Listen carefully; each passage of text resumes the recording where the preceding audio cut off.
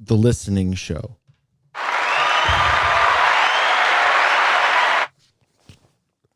A show you can listen to. I don't tell it for longer. I saw it was an accident. Shoot.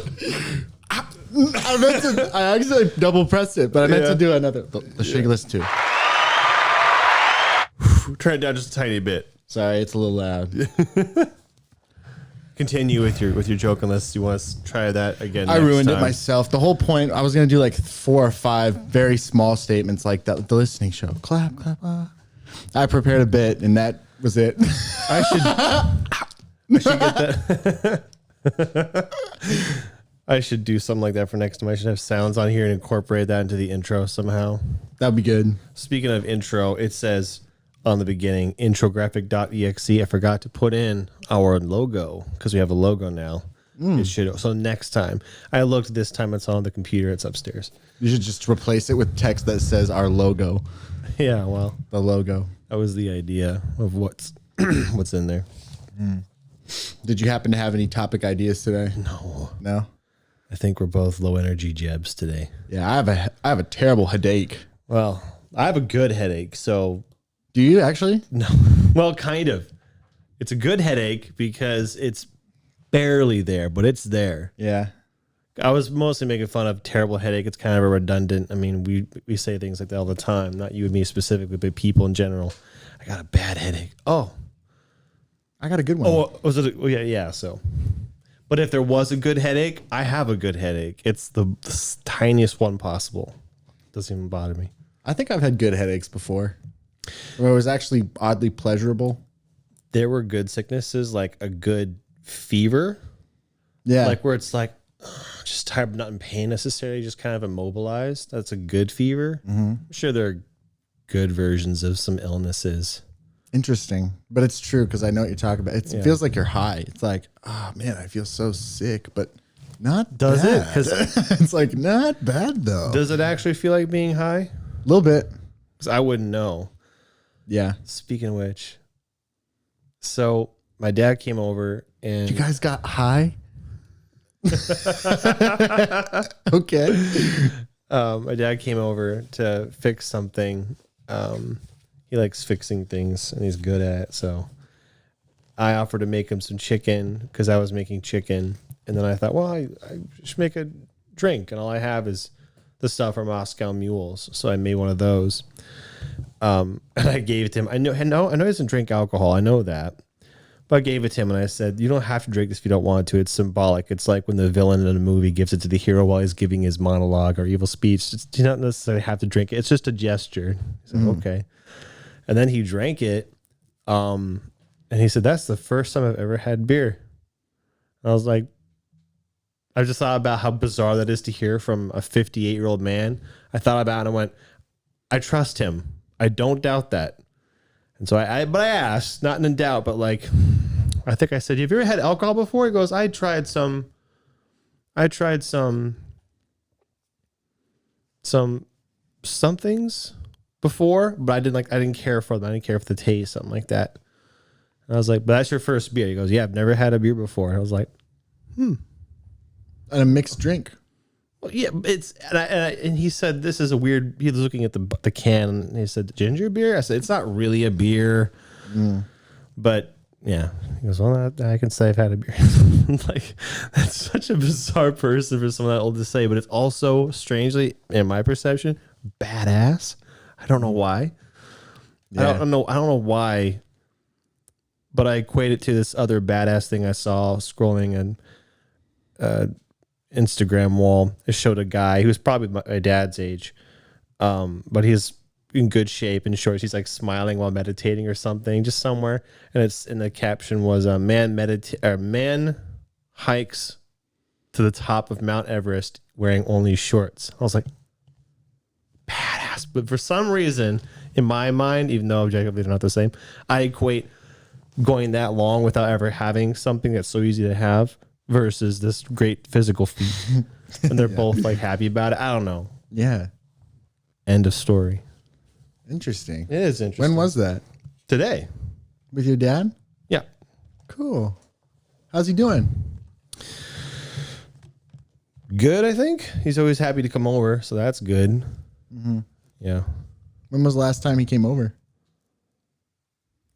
I want to say 10 days ago to fix something else. Oh. Tiny things. He fixed the rail on the staircase.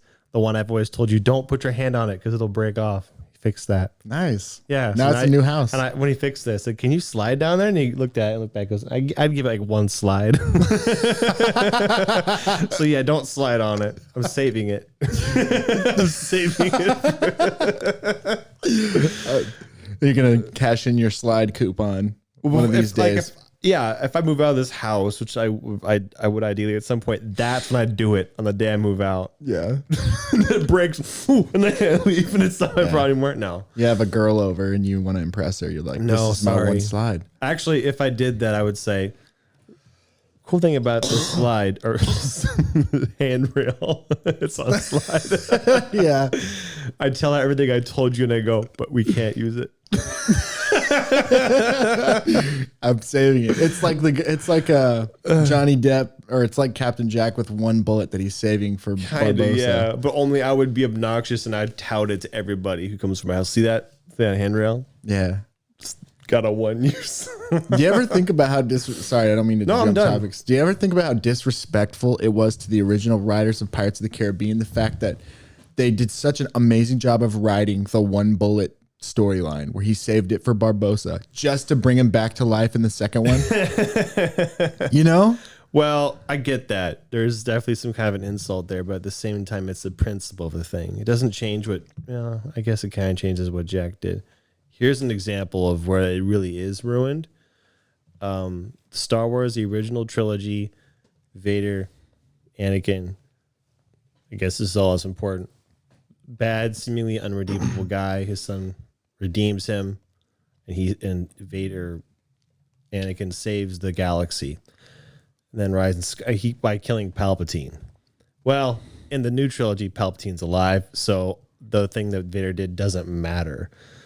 I think it's the same. The principle of what Vader did is good, but in the grand scheme of things, it doesn't matter. So yes, very much like Barbosa. That's very cool what Jack did, but in the end, it doesn't matter. So yes, it's kind of disrespectful. They weren't expecting to make a sequel.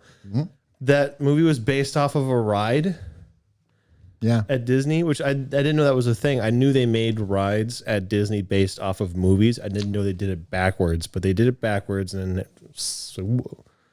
it's so crazy how not just movies, almost all media, you never know what's going to be popular or famous. There are things that you think this is going to be a hit when it comes out and it bombs, or they think this can be a suck and it's the biggest thing ever. Shrek is kind of like, they tried to have it be like one of the biggest things ever. And then there's big movies that, what's one that was huge and failed? Like $1 billion. Well, John Carter of Mars doesn't really count, but there's all kinds of examples. You never know. But Pirates of the Caribbean happened to be one of the big ones. Mm-hmm. They keep like trying to force dystopian worlds to be the next big one. Like they tried with Hunger Games, and they tried with Divergent, and they tried with Maze Runner. They keep doing dystopian future teenagers who are angsty and romantic and always running from people who try to kill them because they're capitalistic. And none of it like works a little bit, but it's like dead after a year. And I wonder why that is. I wonder if it's because it's all... Have you seen Divergent and Maze Runner? Because I haven't seen them. I just think that they're Hunger Games-esque. Is that fair? Yes. I've seen the first Maze Runner, and I think it was the worst of all three of them. There's 3 Maze Runners? There's of the 3 series. Of between Hunger Games, Divergent. Sorry. I think in order they go Hunger Games, Divergent, Maze Runner. If I had to guess. In order of best to worst? Best to worst, okay. yeah. And actually Divergent, the books were, I think, better than the Hunger Games books, in my opinion. Did you read both the books? Okay. I really liked the Divergent books. They did great. The Divergent movie was like fine, but it was dumb too. You would hate it. You'd be like, that is stupid. And it is, because it's kind of stupid. But like the books are pretty good. I would hate what, the books because they're stupid? You'd hate the movies because they're stupid. Okay, yeah. Because they actually do a decent job of telling the book story, but they just did, like, the actors are dumb, and they. You mean the characters or the actors? No, the characters are written really well. The characters are acted kind of different than how they were written. Okay. Like some of the characters were supposed to be like rustically good looking, but not naturally good looking. And all of the characters were just super hot. And it was that's not the character. The character was made attractive because of his behavior, not because he was super hot and everybody pretended like he was just stupid, like not pretty. It made me mad. Go ahead. There's memes about how high schoolers in movies versus high schoolers in real life, right? It's like that. And the other one was Andrew Garfield's Peter Parker. Peter Parker's written to be like this nerdy kid. And I know where you're going. I wasn't the one who thought this, but was like, why is this exceptionally attractive guy Peter Parker? It's not Peter Parker's character. So it's that thing of just making them all... Yeah. But actually, to the cartoons, Andrew Garfield's probably the most accurate one. I thought that's where you're going to go with it. Tom Holland, character-wise, is most accurate for one big reason, in my opinion, because he's the right age. Mm-hmm. So he's a kid in the Tobey Maguire and Andrew Garfield's supposed to be playing a high school or a college kid? But Tom Holland's actually playing the correct age, which is 16 anyway. So like literally, he's an actual. He's a child size. Yes. Andrew Garfield's probably as tall as I am. He looks tall. I think he did the best job of acting like Spider-Man. Oh, right. Yeah. Sorry. Andrew Garfield. I was thinking of Peter Parker specifically. Like I think his demeanor was the most like Peter Parker of all three of them. Like everybody, I thought where you were going to go, like one of the consensus things I'm seeing is how everyone's like, what the heck is wrong with Andrew Garfield's Spider-Man? He's not even anything like Spider-Man. And then people who are real comic book readers are like, actually, he's the most like Spider-Man. And I've read the comics, and so I agree. Like Tobey Maguire, everybody loves the Tobey Maguire movies, but that's just because they were well done and they're goofy enough and memorable. But he wasn't a good Spider-Man, really. I guess we leave Tobey out of this, but Andrew Garfield's Spider-Man did some really jerk things that weren't in Spider-Man's character. I think it was the first one when he's webbing up a bad guy and a cop is trying to intervene, and then the cop draws a gun on Andrew Garfield's Spider-Man, and he takes the gun of the cop and is like, well, I just solved this crime for you. Like, that's not what Spider-Man would do. That's true. He would be more humorous and more humble. Yeah. He was kind of an asshole. Is that the word? Kind of. He had a bit of that going on. It wasn't awful. Just, I think Tom Holland's is strangely close. I have not read the comics, though. Oh. So... yeah.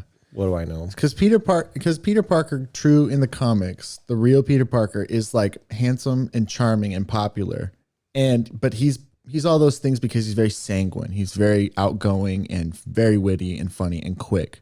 He's not an asshole though. So you're right. I think Andrew Garfield was at least had moments where it was like, which isn't his fault. I mean, right? It was written in. And that was, but for the most part, the whole bits where he's talking to Gwen Stacy and it's all very bashful but still charming, and he's being flirtatious but bold, like all that was like, that is Spider-Man. That's Peter Parker. That was how he was, and he's smart, but he's not like. Anyway, I think that who knows? Tom Holland did great too. Yeah, he's like good. He fits into the Marvel. Good. I don't know. He fits into all the other characters fine, and he does a good enough job. My brain was going off and thinking about how some people can't disassociate an actor from the rest of the movie. They can't disassociate them from the character or the script or the director and all the things that happen that influences what the actor has to do. For example, if there's a bad movie and there's a bad character, people bomb that actor for being so horrible, and it's not their fault. Hayden Christensen. That's a good example, which is too bad. Mm-hmm. I don't know what percentage of people are that way. Hopefully not the majority. I don't think it's the majority of people, but it still sucks. Yeah. I was watching that Red Letter Media, the Mr. Plinkett's review of some of those Star Wars movies.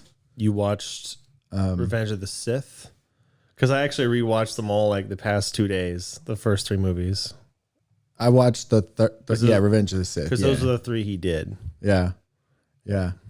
My favorite part was the one that I watched was the part when he's talking about how garbage it is. And he said, this thing is a pile of, well, I'll show it on the screen. And then it shows the letters S-H-I-N-T, but they're like fading into existence. And you see them getting closer to where it's going to spell shit. Yeah, he says, if you rearrange the letters of the Sith, you can closely see what it is. And it fades. It looks like it's about to say shit that turns into garbage. No, it says to see, which is the other word for garbage. Yeah. I think it's Chinese word for disappointment in garbage. I thought like that. So he made it up, but it was so funny. It was like Tishi. Tishi, which is in Chinese, the disappointment for this. Yeah. Moving on. I digress. Yeah. I wish he would still make those because they're silly. Well, but it looks like a lot of work. Yeah, I mean, geez. When he did that, there wasn't a lot of that going on. Like the first movie, Phantom Menace, it's like 7-10 minute videos. It's over an hour. Each movie reviews over an hour. That wasn't normal back like 10 years ago. Now it's pretty normal to have 2-hour-long essays about movies, which I enjoy. Yeah. But yes, it's a lot of work. And I tried to explain this to you. I said, okay, so you know Red Letter Media, right? And you know the Best of the Worst series. That's kind of like, it's like one of their normal, easier shows. Not super funny, not whatever, but it's good. And then he has Mr. Plinkett's reviews. Those are like his Moto Monday. Those are like his best. And so I think you eventually watched it. Would you agree? Like that's what most people know the channel for. That's what people want to see. Doesn't mean the rest of it's bad. That's just the best is Mr. Plinkett's reviews. Yeah. Yeah. Well, I don't blame him for not wanting to do that all the time. Yeah. And I think he said something about, and I totally get it. He says, I'm not going to make a video if I don't want to make it. Like, fair enough. I mean, you don't want to make things out of obligation or spite even. Yeah, man. So I hope he gets around to wanting to make something else because I would be happy to watch it. But in the meantime, I don't. Yeah, I'm not upset. The funniest thing that he pointed out, which I always sort of subconsciously recognized about those prequel movies, is it the blocking? Yes, how it is every scene is the exact same. Slowly walking, and then there's a couch, and then one of them stands up, and then the other one stands up, and slowly walking. Scene by scene to show that the exact. They both sit, they stand, they do the same. It's the same. It is the exact same. I was like, and then oh my gosh, the funniest observation when Anakin goes, I think that the Chancellor is a Sith Lord. A Sith Lord? We must move quickly. And then they walk slowly away. I was like, they do walk slowly. I think they might want to move at like a brisk pace. Yeah. And then he contrasts. And they stop again. Yeah. Yeah. A Sith Lord? We must move quickly. If the Jedi orders to survive. And then just kind of walk slowly. Like, what's going on? Yeah. They're so silly. It's such a large jump to make for a man to be like, save my wife's life. I will teach you how to save your wife. Okay. Kill kids. Like, whoa, what? Wait, that's a big jump. No, but it's yeah. He kills Mace Windu because he's forced to make a choice. I'm trying to be Sam Jackson. What is on that? Or text to speech. Have you ever seen that? Yeah. Yeah. Anakin kills Mace Windu, and Sidious goes, to cheat death is power me one. Just let me say my wife's life. To cheat death is power me one has achieved, but we work together and we can discover the secret. He's like, wait, what? Can we do this like now? Because she's gonna give birth in like 6 hours. I didn't know. You need you to kill the Jedi. Wait, kill all the Jedi? Yeah, it's so bad. Yeah. Oh man. Wait, kill kids now? That's what I have to do? That's first it's like save life of wife. Is there anyone we're not killing? Is what yeah. Yeah. The other funny thing was how George Lucas has an obsession with watching lightsabers fall down. That was so funny. Every time. Always a cutaway shot when we see the reaction. All these lightsabers are constantly falling down. And they ironically pointed out the one time it doesn't happen is when Mace Windu gets his arm cut off and it flies off the building. Yeah. That would have been really, really stupid and obvious. Shows the arm and the saber. It's like a gag at that point. It's like a joke. Oh, man, it's so bad. Well, here's the thing about the prequels. I can see objectively that they're bad. Most people can. Yeah. Fortunately, I can enjoy those bad movies. Yeah. I like them. I do too. No, I totally get it. More than ever, I was like righteously mad when I was watching. I was like, oh my gosh, they're all the same. I generally shoot with 2 cameras. My A camera? A my camera B and B camera. Yeah, exactly. Because he does reverse shot over the shoulder, the most basic shot there is. Yeah. Which is kind of funny because that's actually, I think, specifically in the beginning of Attack of the Clones, Obi-Wan and Anakin are in an elevator and they have an expository bit of dialogue talking about how good of friends they are. That is actually shot like a comedy. He didn't make this observation. I thought he was. But it's straight on side, those 3. That's like how you shoot a comedy. It's so stilted that like it's like it could be, it's like a yeah. Man, there's so many layers in a movie. Sometimes you'll see a shot that's so like the way the camera moves.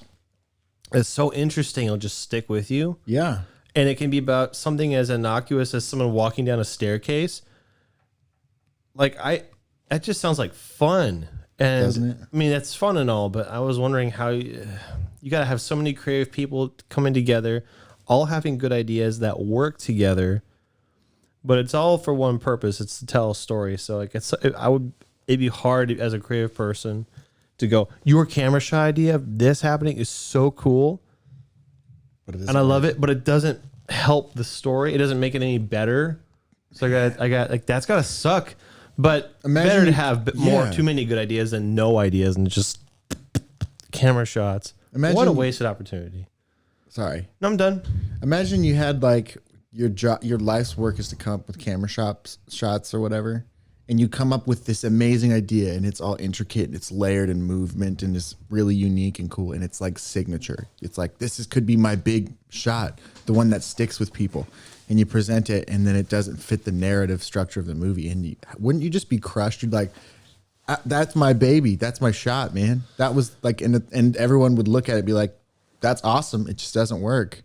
Yeah. Well, better than go look at it and go, that doesn't work, and therefore it's not awesome. Let me just tell you, if I was directing a movie, if someone came up with a truly original shot that everybody looked at, it was like, that's the shot. If I had to change the whole movie so it fit the mood of that shot, that's the one that's going to stick with people. I was trying to think, what are some obvious like iconic shots? Matrix shot. There's a good example. Oh man, I'm sure there's several. Several that stick in my mind, like the movie that's all shot like it's one long shot, the 1917 or whatever. Yeah, one shot takes. Wes Anderson doesn't really count. He has a straight on, usually symmetrical style, which is, it's like cinematography. I'm not talking about like a specific shot, or I was talking about a specific shot. Yeah. But anyway, the point is Star Wars, the most boring camera work possible. It's actually kind of impressive. Yeah. And you know that it's funny because like when they do get a unique shot, you can tell that they're like, we did a good thing. And it's not that, like when they open the shot and it goes upside down, it's like the very opening thing with its ship in space. All right, goes upside down. Everyone's like, Revenge of the Sith, you mean? Well, in that one, it's like the long looking shot, but it's all CGI. Well, yeah, the beginning of Revenge of the Sith has a long scene, but it's all CGI. There was a relatively good shot of a camera following Grievous's spinning wheel, and when he took off and with Obi-Wan, like that's cool and all, but it's all CGI, so it's less impressive. Yeah. As far as like using a camera in the real world and doing something cool with it, I don't know. It's weird to think about how bland some of the shots in those movies are compared to like smaller films may have more interesting camera work. Like Thor Ragnarok's a comedy, And they had some interesting shots. Like there's one when Loki and the girl are walking on a bridge toward the camera. Mm-hmm. You're them. I'm the camera. You're coming to me, and then I go up. Yeah, you go under, and I just like that's something. Yeah. I don't know if it makes sense, but that's something. Star Wars even bought. I don't know. One of the most famous shots of all time. Maybe I don't know. I wish I could remember the movie, but there's a movie that was made in the 80s, and setting the scene is a family member's having an emergency, and a little girl is running through the house to go get medicine from the medicine cabinet in the bathroom or something. And the music is epic at this point. She's running in slow motion, and the camera's tracking this little girl up the stairs and around the corner of this hallway. And it shows her from this distance the whole time running. From her face? Or from behind? From her face in front of her. So the camera's moving backwards like this. Mm-hmm. It's the most impressive shot I've ever seen, and it was in the 80s. But basically, it shows her running up the stairs, turning a corner, turning another corner, and then it shows the girl reach out towards the camera and pull it away, and you realize you've been looking at the reflection of a mirror this whole time. Right. But it was like, how did the camera turn the corner? Yeah. That looks like one pure shot. It looks like that sounds familiar. And then it shows in the reflection. It's incredible. It's trippy because at the end you realize you were looking at a mirror the whole time or something like that. And that's what it makes you feel like. Yeah, but it turns a corner. The camera follows her. At some point, there's a transition. That's what I mean. That's what I mean by shots. I mean shots. What I mean is camera work specifically in a scene or a shot.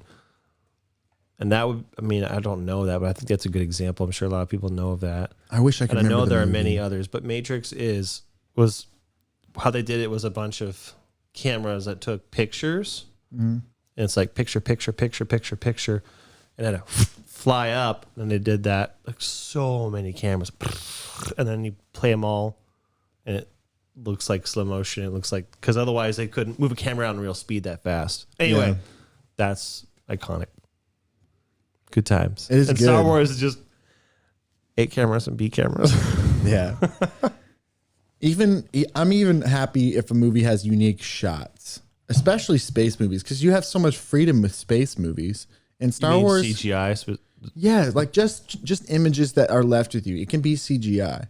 And Star Wars has a couple, especially the newer Star Wars. The newer Star Wars 3 have good shots that are really pretty looking. Yeah, but that's. I'm talking about the George Lucas ones. Well, you just said okay. I wasn't paying. I was wrong. I'm only bringing the new ones up because I'm talking about how stale George Lucas's. Yeah, ones well, were.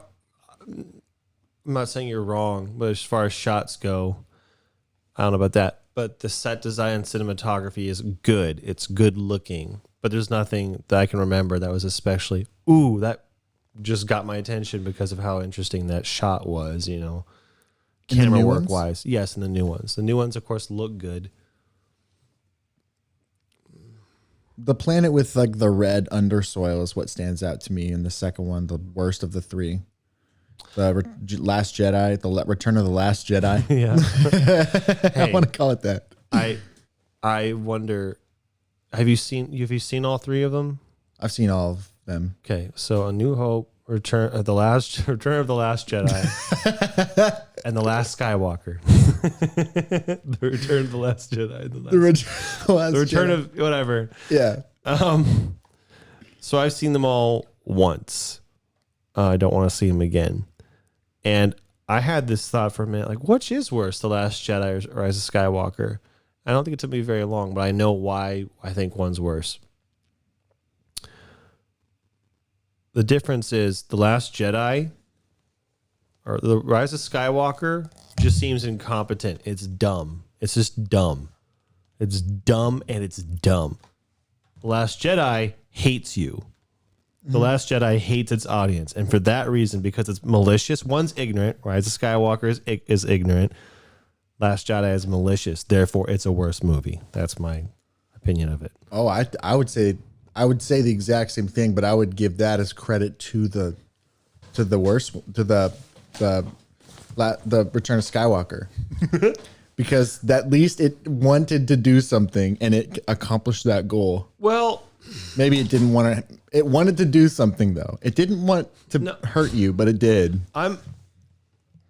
Well, you're talking about Skywalker, right? The third one. Because I have it backwards. I think, in a way, possibly, The Last Jedi, the second one, tried to do something, but it's hated its audience, but it tried to be different. Okay. They tried. Yeah. The Rise of Skywalker, though, I don't... Yeah, they tried, but what they were trying to do is they were trying to fix all the mistakes of The Last Jedi. It wasn't trying so much.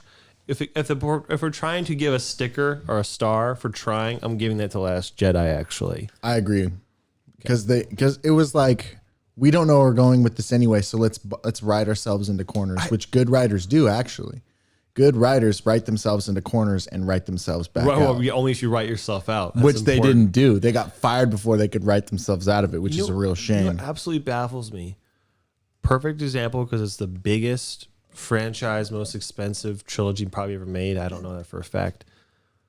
And they somehow, billions of dollars are on the line. I don't understand this. This is business. Somehow, they cannot be bothered to write a narrative structure for 3 movies. You don't have to write out all 3, but like, here's our general structure. So we know. I don't understand how you can't be bothered to do that. Marvel kind of did that. We're going to go to Thanos at the end. Okay.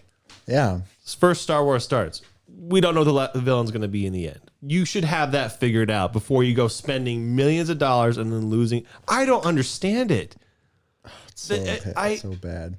I'm going to try to guess. What's your guess? I'm guessing hubris. Is that the word? It's not that they don't care necessarily. It's that they believe no matter what they do, including less effort, it's going to make money. With Star Wars or something, they think no matter what we make, it's going to make money, which ultimately is all they care about.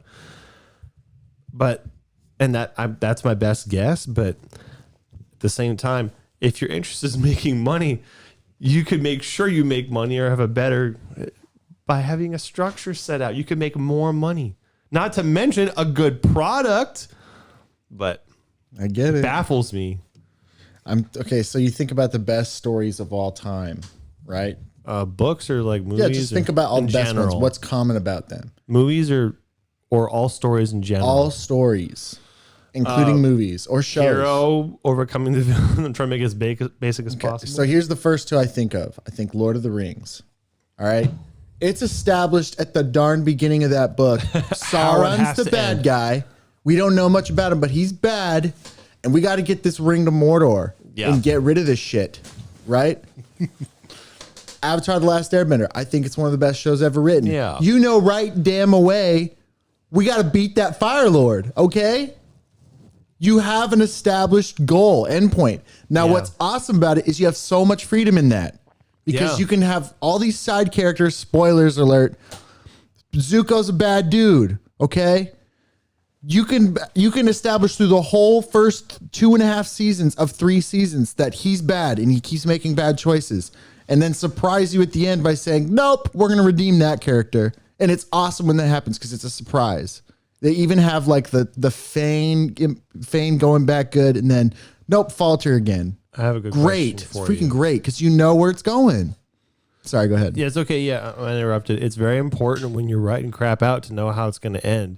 I'm sure there are examples that have done otherwise and succeeded. In fact, I think Harry Potter was that way. I don't think she knew how it was going to end at all, except the goal was stated at the beginning. You have to defeat Voldemort. Right. That's all you need. Which is all you need. Really. Yes. Anyway. There's so much freedom with that. How are we going to beat Voldemort? And what bugs me is how can you not think of that when you're making the biggest, most expensive? Anyway, I have a fun question. I think fun for you. It just occurred to me when you were talking. They didn't necessarily know that they were going to redeem Zuko. So my question to you is, at what point during the whole saga do you think they decided we're going to make him into a good person? I happen to think it was pretty early. I think it was after, you know the show so much better than me, which is why I'm curious to hear what you think. I would think it was after the first season because he was not likable. Azula came in already in the first season. So I think they thought, at the very end of it, like very, very end right, of but they're already introducing a bigger villain, and I would think that people would have liked Zuko so much after the first one, not like a lot, but well with Iroh. They thought, you know what, we can pass it on to Azula and we can make him because he's got some cool. I don't know. When you write a good enough character, when you think that they decided to do that? Because I don't think it was right away. I think it was day one. You do? I think it's more likely to be day one than any other day. Okay.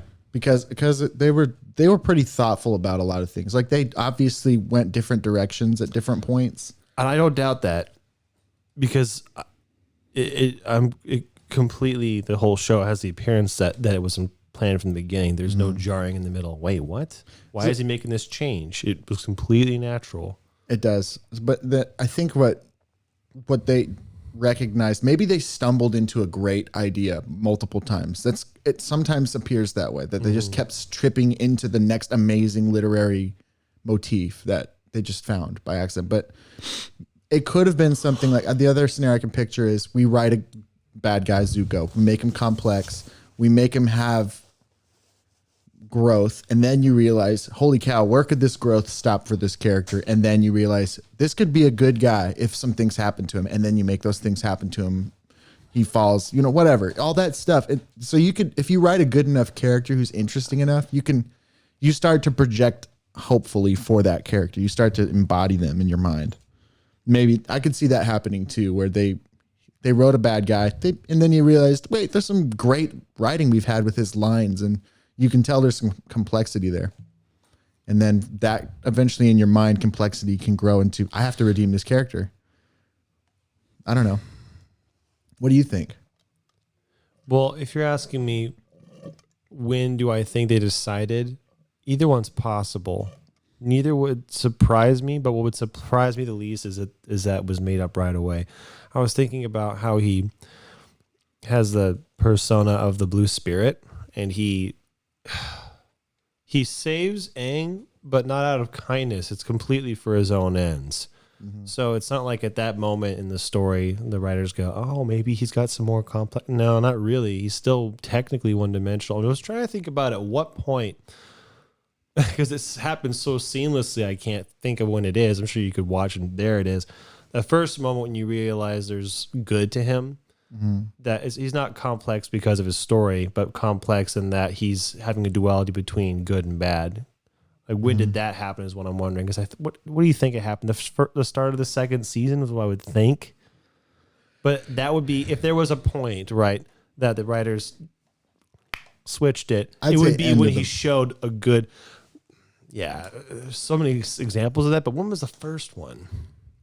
Well, the first one was when Zuko became the Blue Spirit and saved Aang, because that was in the first season. Yeah, but he did that for his own ends, not because he wanted to save Aang. He didn't care about Aang's life. He cared about his, and he couldn't have done that if he didn't steal him out of... Sorry, we're talking about some really specific stuff, so you guys aren't following, but hopefully you enjoy listening anyway. Hopefully that. There's also scenes like when he is going to kidnap the Avatar, and he takes him while he's in the spirit world or whatever, and they're hiding in the cave, and he's talking about how his life has been rough and everything, and he's sort of processing himself why he's obsessed with this, and because this is like, it's almost him. You kind of get to watch him become self-aware of, this is why I'm doing this.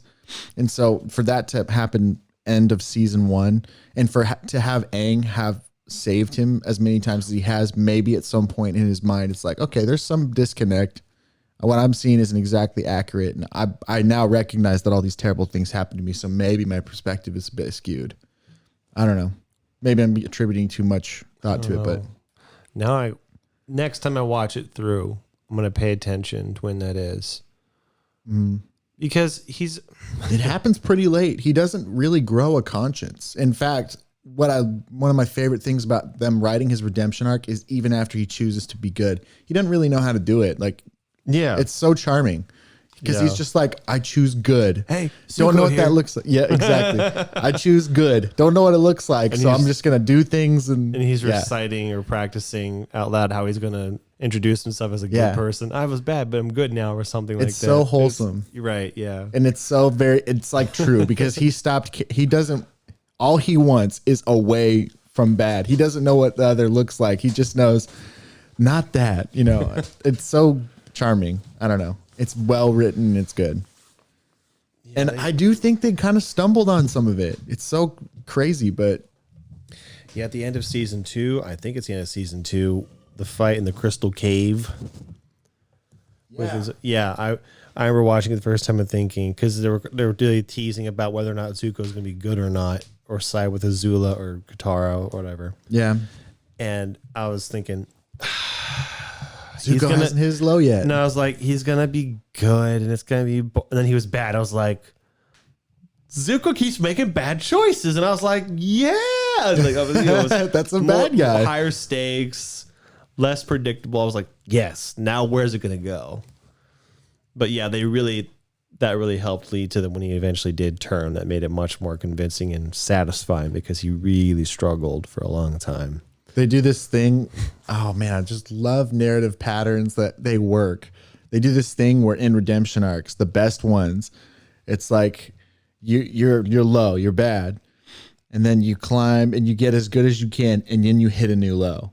And after you hit the new low is when you soar. And it's a motif in life. It's sort of like, wait, if you haven't hit your full low yet, kind of thing.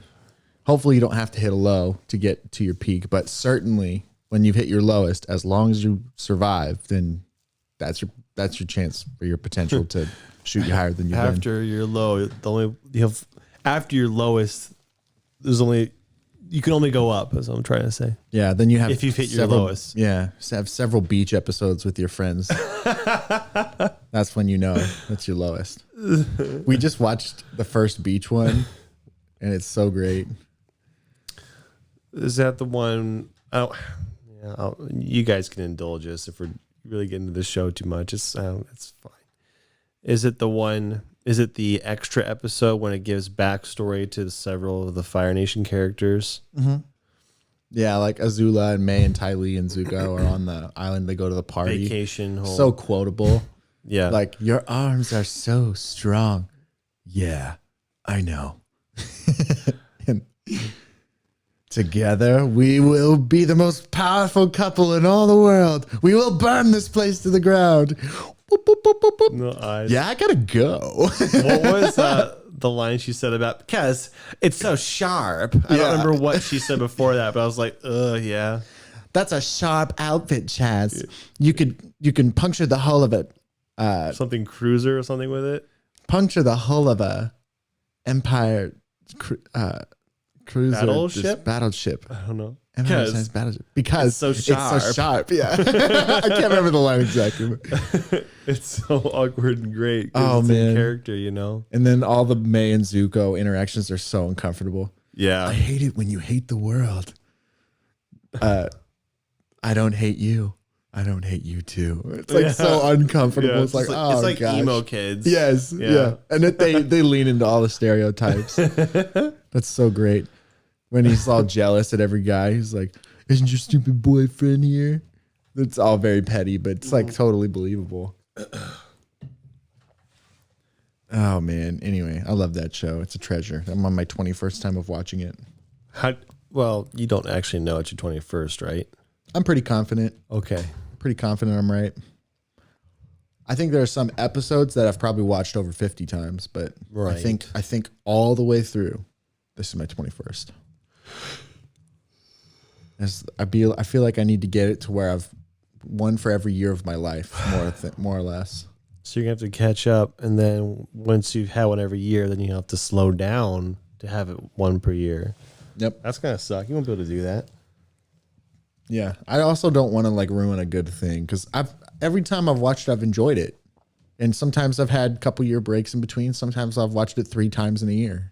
It just doesn't, sometimes it happens. Yeah. It sounded like sex. I have once a year. Sometimes it happens, or 3 times. Sometimes it happens. It's like just. That's kind of how it feels. Like, how did this happen? Hey guys, if you haven't seen Avatar: The Last Airbender, it feels like sex, so you should watch it. And so it just happens once a year. So, gosh, it's so good. I want to just keep analyzing the best stories and see if that is correct. The bad guy early. Even if you don't know the name of the bad guy, you know that they exist and they're consistent. We're trying to think of shows where they've established right away what Not the necessarily. end goal I just is. want to think of the best shows ever, like the best stories ever, Okay, let me grab like the archetypical hero stories where there's a bad guy. I'm gonna be limited to movies because my knowledge is. That's limited. fine. You're not the only one cursed with knowledge. All right.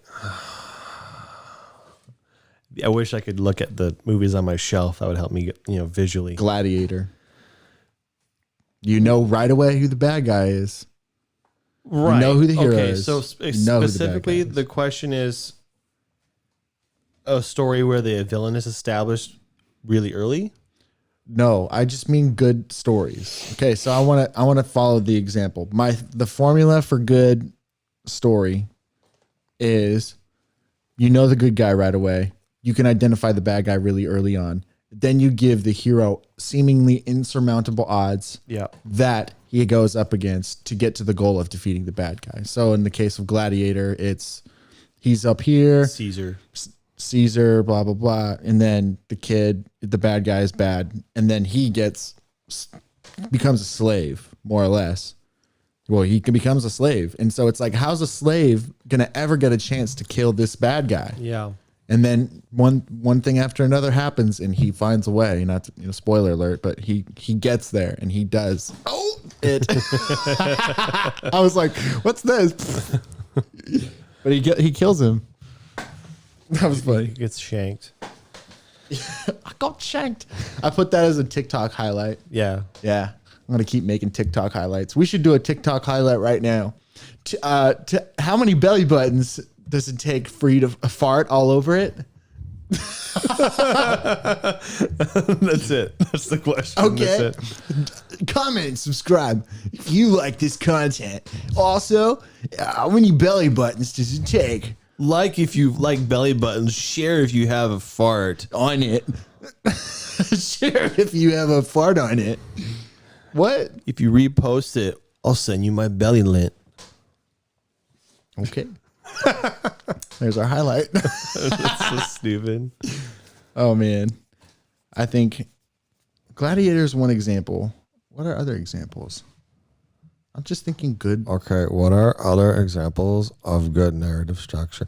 I like when he goes to this part and he talks like that. And then it cuts off early at parts. Cuts off early. That always makes me laugh. He's not the only person to do that joke, but it always makes me laugh if it cuts off right before you know you're. It's hard to think of movies without being able to see or stories without being able to see my shelf. But there are other examples, I'm sure, that I think I know in my head somewhere. The Book of Stories. No. You don't know who the villain is for a while. So not literally the villain, but you know the problem that's to be overcome. Well, yeah, his goal is just to go west and get the book to a safe place. There you go. But yeah, that's why I was asking before if your question was about villains or having an end goal established in the beginning, which is what. That's what I mean. It's like sometimes that means kill the villain. Sometimes it means defeat the villain. Sometimes it means get to a place. I think the best mix is when you have an end goal, but you have no idea how you're going to get there. That's fun. But I think it's possible and I'm going to make this distinction. I think it's possible for a narrative to be where you have no idea what's going to happen next. You don't know what the end goal is, and it's just as entertaining. The difference is the writer has to know where it's going to end. That's important. Castaway. Okay, I'm trying to think of examples of what you're talking about. Yeah, you don't know, like something happens and you have no idea what's gonna happen next or how they're gonna get off the island in this case. But that's his goal, right? You don't know if that he will, I guess, right? But you know that's what the hero's goal is, and so that's why even though it's a movie about a guy on an island by himself, it's like good movie. Everybody likes that movie because it's like his goal is to get off this island. Forrest Gump doesn't have an antagonist or an end goal. And obviously that was my point is it doesn't have to have that. But the writer has to know, and I say that because of Star Wars. They're gonna make 3 movies, but they don't even know where the 3rd movie's gonna end. That's dumb. That's just anyway. We don't have to know. No, I feel like there should be thing we can cross analyze about good things though, and if I would count Forrest Gump as a good movie. So how do we cross that? How do we? I'm trying to find the similarities. Cross as in find the common denominator. Commonalities, yeah. Well, I don't know what's common between them, but I know that I would think in the case of Forrest Gump, what we have is a good character, and we throw problems at him. And as long as we like the character, we're fine with watching him wherever he goes. But obviously, there is a narrative thread about him. Well, I guess if there's a goal, he wants Jenny, if there is one. And so he's going after her, but as a result, he gets put into or has to do other things, all these events in his life. Maybe it's just it's because viewed as many short stories where the goal is always watch this character overcome hardship. I'm sure that's possible, but I'm trying to think if that's not the case, because I was just thinking for a moment, I'm thinking for another moment. If you remove Jenny from the movie, it'd be a weird movie. It wouldn't be very cohesive. It would be more so truly random events happening to a character. Jenny I think is the narrative. Yeah. Connection. What about Walter Mitty? Similar style movie. I did finally watch it.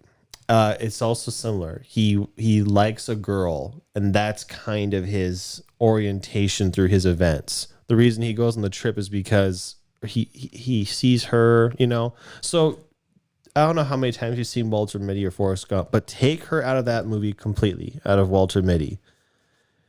I still like him. I still want to see the adventures he goes on.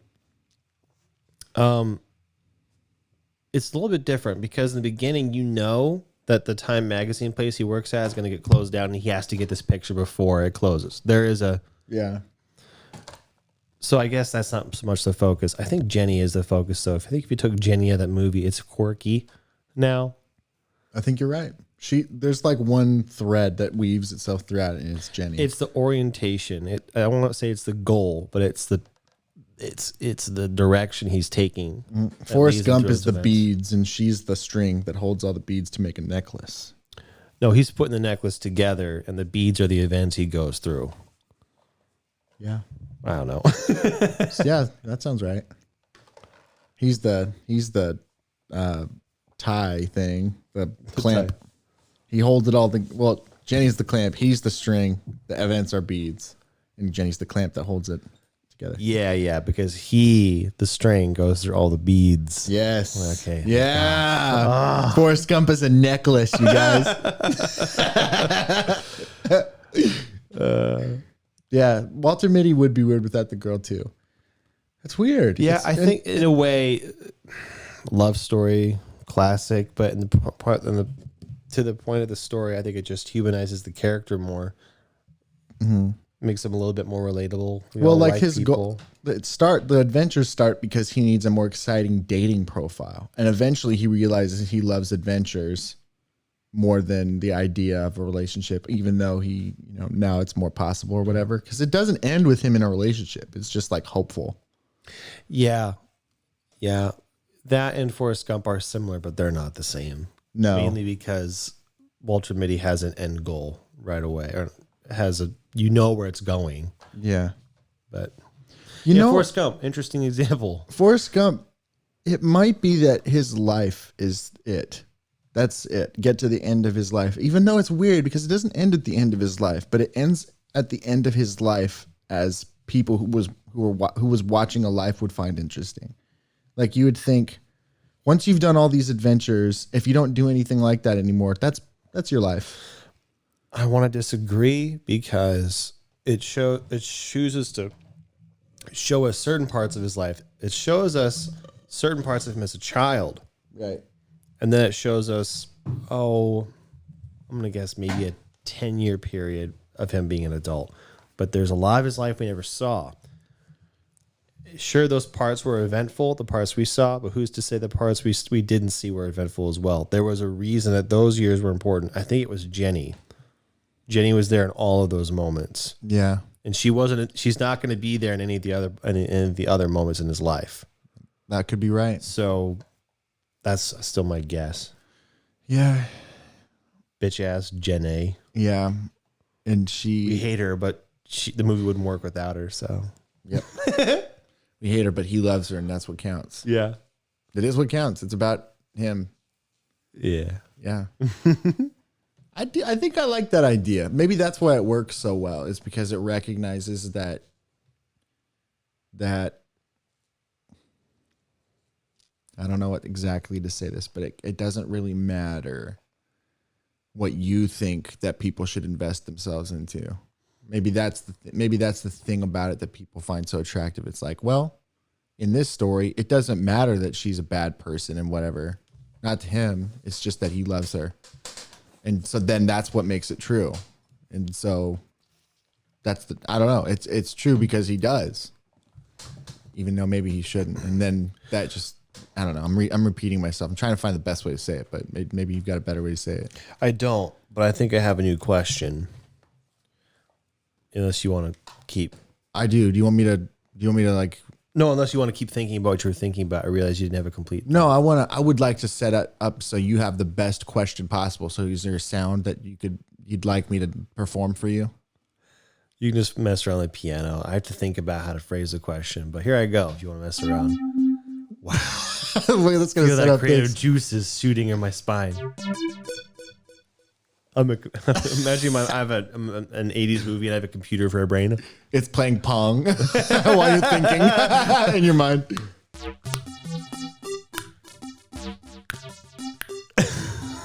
Stupid. Okay, so given the movies that we talked about, you're talking about how you think, or maybe we were talking about how we think the best movies have an end goal in the beginning. However, Forrest Gump is great and it does not meet that quota. I think you were asking this before. What makes a movie great? If it's not about, you did ask this question. If an end goal being established in the beginning isn't what makes a movie great, because it obviously doesn't make every movie great. Forrest Gump was good without it. Therefore, what do you think makes a movie good? Ah, it's so interesting. Well, I mean, this is a bitchy answer, but a lot of things make it good. A lot of things are important, but that's a hard, fun question. If there was one thing that's important, the story. Yeah.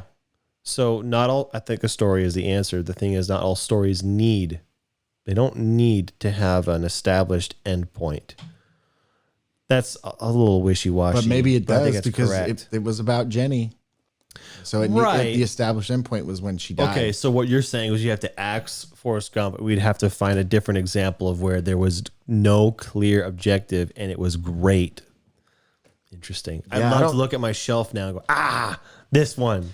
Unless it's a comedy. I can think of comedies that are like, they don't have, like, I'm thinking of Strange Brew. Have you ever watched that movie? No, but no. I guess that one kind of has a goal. It's about these two Canadian buddies who are just bums. And they run out of beer. And so they decide to go to the brewery and ask them for beer. And when they go there, they're caught into a ruckus because like of ownership change and there's corruption in the company. And so they're just these two bumbling idiots in this brewery who are talking like this, trying to get their beer, their brewskis. And they happen to run into all these people doing all these things. And so they become witnesses of all these crimes and whatever, but it's really great. And it's a good comedy, but I guess their end goal is got to get brewskis, but it's not a good goal, but it is still the goal. And then all the other things are what makes the movie interesting. Fight Club does not have an end goal. Who is Tyler Durden? No.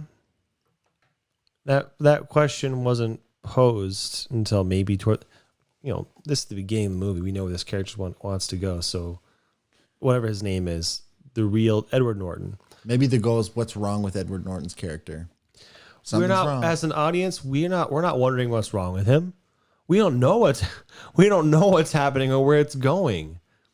It's fascinating. I think you do know what's happening. I think you know that he's got narcolepsy. He's got all these problems and shit. Yeah, but you do not know. You do not know that he has a second personality. But you know he's got a problem. Yeah, characters can have problems, and they're interesting. Forrest Gump had a problem. Yeah, he had problems. His mom, whatever. Yeah.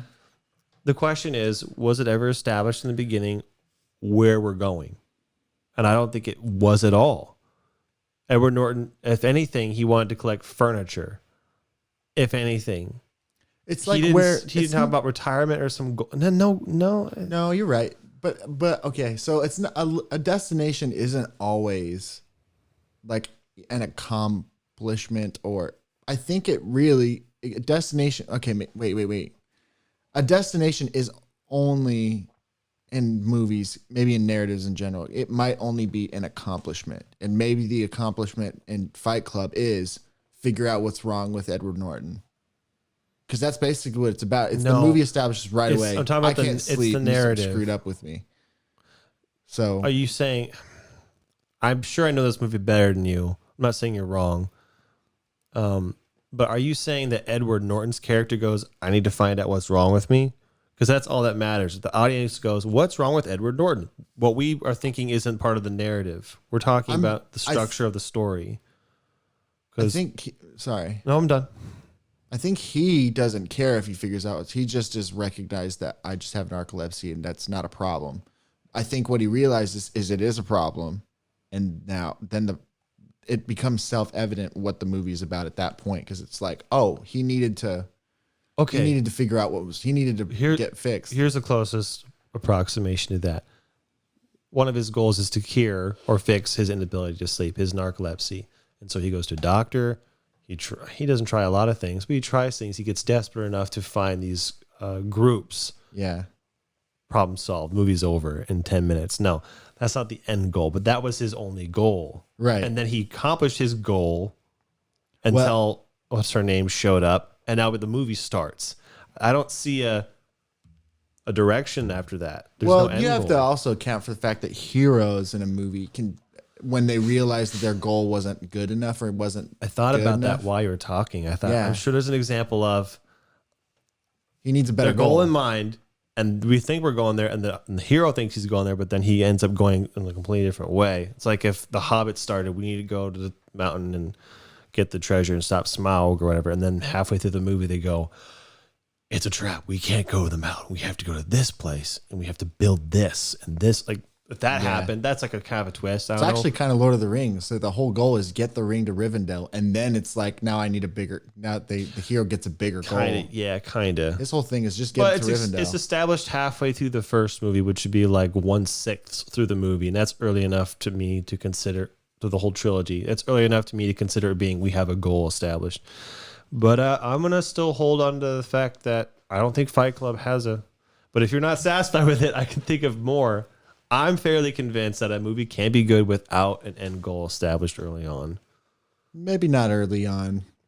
It does have to have within the first half is what I mean by early. I mean that's generous. I would argue Fight Club has one early though, because I really do think the whole thing is okay. Here's a question.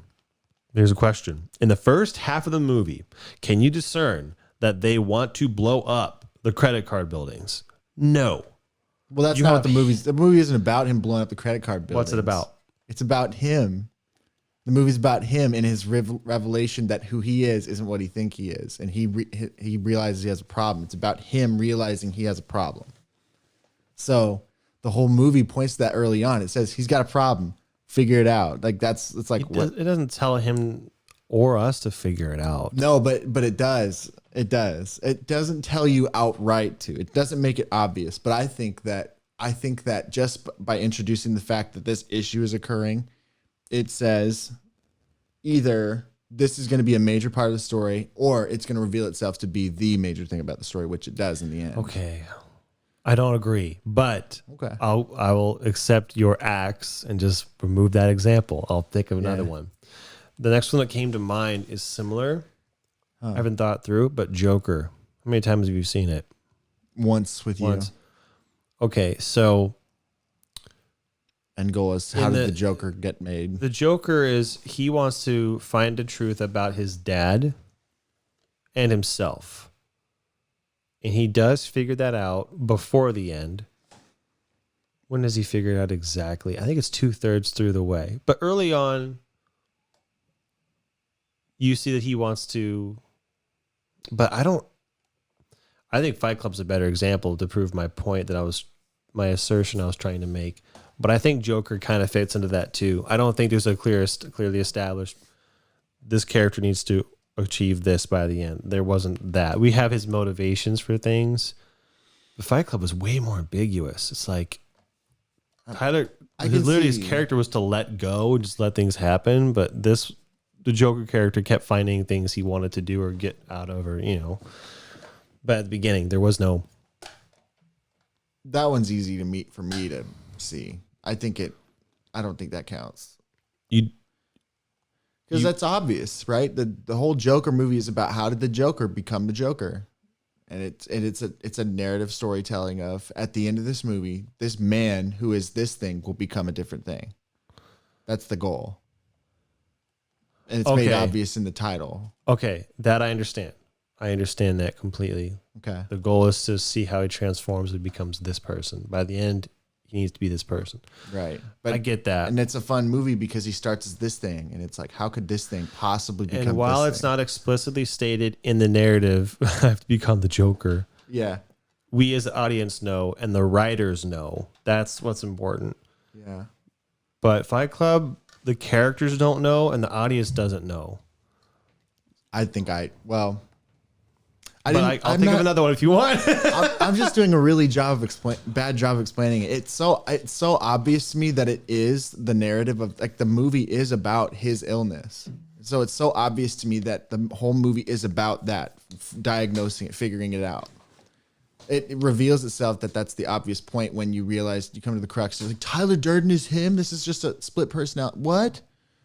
That's like, that's the movie. When people are like, what's Fight Club about? It's about a guy who realizes at the end that he's another guy who he just imagined this whole time. Don't tell anybody that, though, if they've never seen it before. Right. I've said spoilers early, but I hope people know. We'll have to put spoilers for all movies. I didn't mean that for our listeners. Yeah, that's kind of true. I meant if you say it to anybody else. You couldn't, because then there's no reason to watch the movie. There's precisely because, like you said, if you watch the movie without there being a point, it wouldn't be interesting. That goes to prove my point. Like, if you told someone the movie's about how Edward Norton is Brad Pitt, they would be like, oh, and it would still be entertaining, but they wouldn't get the story because the story is sort of meandering, like you said. But I think it is about what's wrong with Edward Norton. I think I know what you're saying, but I disagree. Okay. That's okay. I think I could probably do a better. Well, I know I could do a better job of explaining it, because I think if you saw it the way I saw it, you'd be like, oh, of course, yeah. Well, yeah. Maybe someone else knows how to explain it. Yeah. There's probably a word for that in film theory about structuring a film so that we have the end goal in mind. There's probably a word for that. That stuff interests me, but I have no idea if it exists and what it is. Yeah, I wonder how generous the audience is with people, because clearly some movies have a longer time. Like, it's a bad movie when it doesn't have, like Star Wars did. It doesn't really have an ultimate bad guy, and you don't really know where it's going. Like, the first 3 were great because you knew the bad guy was Darth Vader and Darth Sidious, blah blah blah, and that's why everybody likes them, is because you know that. But then they got this weird thing. The end goal of Star Wars is we got to stop the Death Star before it kills everybody. Sure, yeah, that's another one too. It's weird because they had that at the end of the first movie, and then they kind of brought it back to end the third one that way. Yeah, but that was the end goal, pretty clear. And then the reason that I think that some people still actually like the prequels, other than the fact that they are fun at parts, is because that technically does have an end goal, and it's make Anakin Darth Vader. Yep. And it does do that. It delivers on that. It makes him. It does it in just a terrible way. But I think that that's the recurring theme: is it makes a promise and it fulfills it. Yeah, 2 things. One that relates exactly to how you said the Joker end goal was same thing. This character needs to transform into this one. Yeah, it does. Origin story. But it also, there's a lot of animated shows or whatever about the prequel era for Star Wars, and they fill in so many of the gaps, like the spans in time in the original trilogy and this prequel, like the Clone trilogy. Wars. Yeah, and they do a really good job of, I haven't seen them all, But if you have seen them, it makes the prequels way more enjoyable. For example, that scene I talked about in the beginning of Attack of the Clones when Obi-Wan and Anakin are go up the elevator, talk about all the good times they had. But we as an audience, like, what? I don't believe these two as friends. I've never seen them be friendly to each other. There's like hours of that in cartoons. So if you had seen that and then jump to the elevator, you go, yeah. You know, you'd feel for the characters. Yeah. But that's bad. That's a bad job on the movie. The movie you should never leave it to the audience to imagine a friendship, to answer questions that the movie poses. Mm-hmm. That's bad writing. Man, writing, I think writing is the toughest and most important part of a movie. That depends. I mean, it depends on the movie. If you make it an improv comedy, maybe, but like the task I would be most afraid of, like, I can't fuck this up, would be writing. That'd be the one. Yeah. Well, okay. So it's either the toughest job if you know you need to do a good job, or it's the easiest job when you don't think you do. Say it again, but a little bit slower. It could be the easiest job in the world, but then you just probably make a bad thing. So if you're aware that it's up to you, then it's the hardest job in the world. Because you can write. It's also the most important. I don't know. You can write a bad thing really easy. It's hard to write a good thing. Yeah, I know what you mean. Yeah. I was trying to make a joke, but it's like not a joke because it's true. I was thinking too seriously, but yes, it was a joke. But it is true too. It's like you can write a crappy thing really easily. Exhibit A. I used to write a book series called Sparky the Dog. I was like 8, and I wrote 5 books at my house, and it was about Sparky the dog becoming a firefighter, and then Sparky the dog saving people from a fire building. There was 2 different ones about him being a firefighter in different ways. One of them, he actually was a firefighter, and the other one, he just saved people from a fire. This would have been a lot funnier if you hadn't mentioned that you were 8 years old. I used to have this book series about a dog named Sparky. He used to be a firefighter, and you say like it's a casual. I'm no writer. Yep. And then you end it with, I was 8. You know. I had one where Sparky became a police officer. I don't think he did anything with that, but he did become one. And I had one where he went back in time, but we don't really know where. I think dinosaurs were there, but yep. Sparky the dog. I wrote those really easy. They were really bad. They were like 5 pages each of book. And it was basically Sparky went to the future. That's what it was. Sparky went downstairs and then he said, "What is that? Oh, it's a time machine. Oh, how does this work?" And then he went to the future. The end. That's a story, Sparky. That's a story. Let me just tell you. But it was not good. That's my point, is I didn't really. Anyway. Oh, man. I was using a dumb example to prove my point that it was really easy to write those. Yeah. They just weren't very good. That's funny. Makes me want to write a good thing. That'd be hard. It's hard to write good, though. I know. Write a good Sparky the dog. Can you imagine like #1 New York Times bestseller? Sparky the dog goes firefighting, comes home, finds his wife cheating, so he gets a divorce, but then like one of his kids loves him and the other 2 are kind of indifferent. And so his favorite child has to kind of cajole one of the 2 that's indifferent to go with the dad, because if the mom, okay, I'm done. Yeah. Sparky. It gets like really dark. Sparky the dog has like a nice title. Sparky the dog has like cute becomes a firefighter, and he has an underlying alcohol problem. Yeah, alcohol, definitely alcohol. Sparky the dog. He went to the bar. His favorite tender was there. Tender. Chicken one. Chicken one. A chicken one. What kind of bartender are you? A chicken one. Hello, can I get some tenders? The chicken ones. I'm like, what? Okay. I want to, like, if a bartender has like a ID or something, like such and such bartender, I want to just like add chicken to the center. Bar chicken tender. Yeah. I don't know. There's something there. There's something there.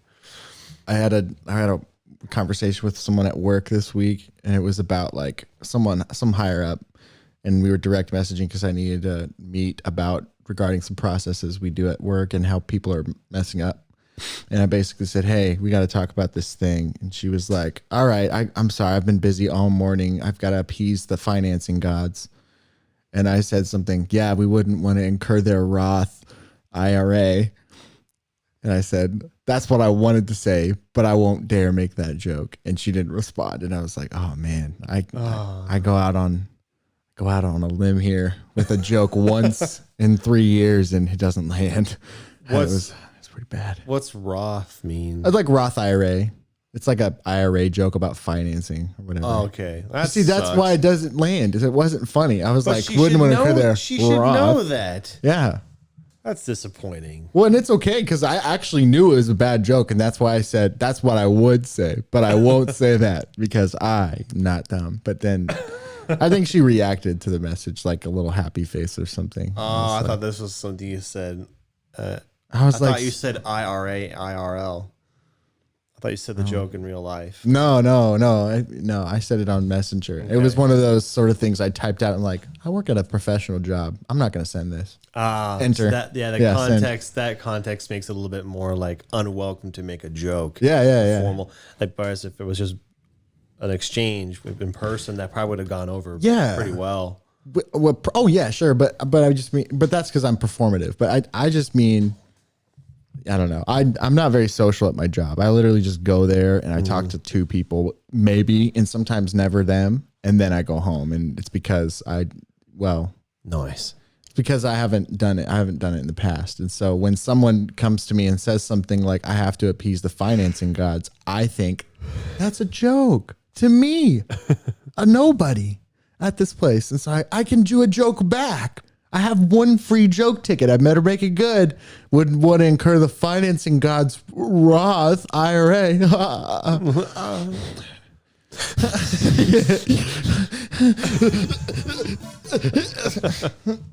Anyway, I was embarrassed at myself. Not that embarrassed because I would do that anyway, but it didn't stop me. It didn't. I literally typed it out like, that's dumb. Send. Yeah. How many of us have done that? Type out, that's fucking retarded. Send it. Just go with it. That's dumb. Whoop. Whoop. Yeah, you know what I'm talking about. Yeah. That's funny. We basically just talked about movies this time. Yeah, we've talked about movies before, but I don't know what we're going to call it, but we need to end it because I got to upload this before I go to bed. Okay. Hey, are you? If you know what I mean. Yeah, that could be sexual. Doesn't work. Are you leaving town tomorrow? Is that something that's happening? Nope. Postponed for a couple more weeks. Oh, we didn't have to do this tonight then. No. Man. Sorry. I was having a fun night with my friend. Oh, I'm sorry. I'm having a fun night with my friend now, too. Aw. But I am sad that I left that other one.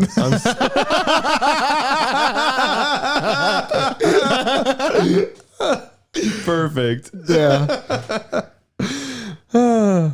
I'm sorry. I didn't mean to ruin your night. I forgive but you. I'm glad you came. I'm sorry that I was a lousy replacement. That's I okay. say that with a tiny bit of that mom manipulative kind of. I'm saying a nice thing, but you should feel bad about it. Well, I don't. No, I do. I don't know. I actually kind of zoned out, so I don't know what you said, but No, that's good. I was thinking about. Don't worry something about else. it. You got the rest of tonight and all weekend. You kids can stay up late. I got to go to bed. All right. Can we kiss after this? You and me? You and I on the lips? Get your other friend for that. Okay. End the episode on the big camera over there. All right. The listening show. A show you can listen to. We'll see you next time. We'll see you.